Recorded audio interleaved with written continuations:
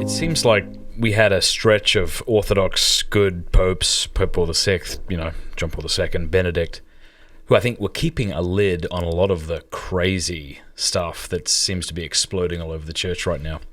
But maybe that led to a sort of ultramontanism. There was a lot of confusion because of all the craziness of the 60s and the reforms of the Second Vatican Council. So we looked to Rome to clarify the confusion in our parishes, whereas now it seems like we look to our parish priests to try to clarify the confusion coming out of Rome. How might this current pontificate lead to the purification of our understanding as it pertains to the papacy? Matt, that's an excellent question. And I think some people might be afraid to answer that directly. But I'm not. Let's go at it.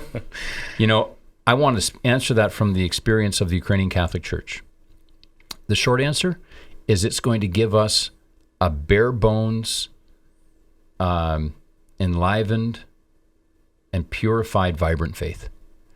God is permitting this so that we will cleave to him. And here's what I mean. We were faithful to Rome, and we always will be faithful to Rome. People have endured enormous suffering, as I explained earlier, not for heavy dogmatic questions, deny Jesus Christ. It was deny union with a bishop in Rome who doesn't even really know about you, to the parish priest. What does Pope Pius XII know about you in this little village in the Carpathian Mountains? I won't do it. I will be faithful to him. So we've been faithful to him. There have been no other Roman Catholic martyrs for the question of unity with Peter in the 20th century. Well, I should back up. The Chinese have been faithful. The last time the Romans had martyrs for the question of church unity, off the top of my head, I might be wrong, but I think of the Reformation. I think of Thomas More and John Fisher. We've given that, and we've demonstrated the love in our heart for the union of the church through the blood in our veins, and that blood's been spilled in everywhere from Ukraine through to Vladivostok. What I'm getting at is that in the midst of those bitter years, there was a policy from Rome called Auspolitik, which, to shorten it, allowed us to die out gradually. Let's give them a minimal amount of existence, but we're going to be in a long war with the communists, and let's just make them happy so that more difficulties don't befall our people. And we're going to basically ignore the rights of the persecuted Eastern Catholics in the Iron Curtain. We'll throw them a few crumbs here and there to keep them going. And our people knew that Rome wasn't always speaking up for us. And still, despite that neglect, our people were still loyal. So we didn't have, a government to protect us. We didn't have a hierarchy. They were all martyred or taken away and became confessors. So our people were without a hierarchy. They had priests who roamed in the forests at night. If you want, like my wife was baptized by a priest who came in dressed as a doctor at midnight. They pulled the curtains around, baptized her, and he got his medical bag and his medical coat, and he left again.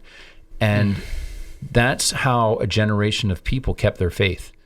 And so I think those people have something to say now about how much they love Peter and how much they love the church. And their voice needs to be heard. And so what needs to be said is that they survived because although they had no government to protect them, they had no church structure to protect them, and they didn't have, at all times, I have to admit it, the Vatican that protected them. They had to play with the hand they were dealt, and the hand they were dealt with was just a radical reliance dependence on Jesus Christ alone. And you know what? It's the best thing that happened to our church. Wow. Because out of that, we came with a great renaissance. And our church came out of the collapse of the Soviet Union like a roaring lion. We came out of there like a champ, like Daniel out of the lion's den.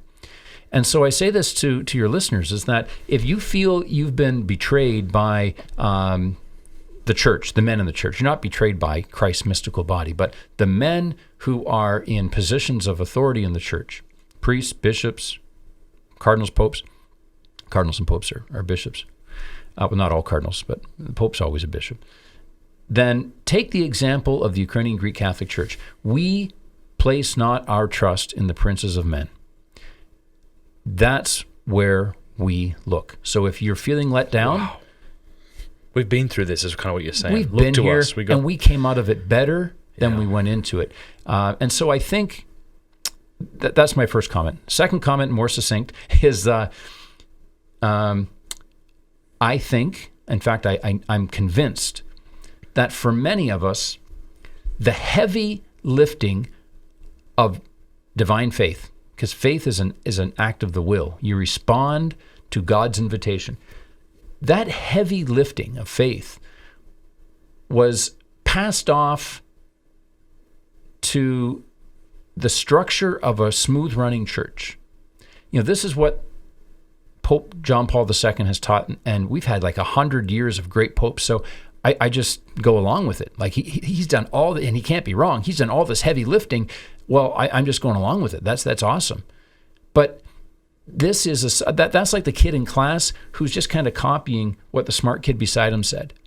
And the teacher doesn't want that. The teacher wants you to assimilate, to assimilate imbibe, it, to work through the math problem so that you have, as you said, assimilate. It's become part and parcel with you. And if you need to check, then obviously you check with this person beside you who's been through the grade before, and it's a tutor sitting beside you. Yeah. And this is the role of the church. The church is a mater, a teacher, a mother, but she's not a substitute for faith. Amen. That's really great. Yeah, so in a way, perhaps some of us are using this as an excuse to do the hard work. It's easier to complain about the chaos in the church and the poor leadership of some, but it's like, brother, sister, you have the Catechism of the Catholic Church, you have the Scriptures, get to work. You have the writings of the saints. What's your excuse exactly for not being holy? And don't you dare point to Pope Francis or this bishop or this priest, right? Right. So I think our great temptation, now that God has set everything up for the moment of greatness, this is our moment of glory. The time and the circumstances that we've been given, these are the vessels that God has provided into which we can pour our lives, because we're going to flow through this vessel as flames, as living water, as saints. And this is why we're here. This is our moment of glory. And there's the temptation, however, to delay, defer, to procrastinate that action by debate and discussion. The time for debate and discussion is over. We know what's required of us, that we are to become a holy nation, a nation of priests for our God. So let's stop complaining. Let's get down to the work that needs to be done. Our world is thirsting for saints, and this is our day. Glory to Jesus Christ. Glory forever. If you like that clip, be sure to like and subscribe. Cheers.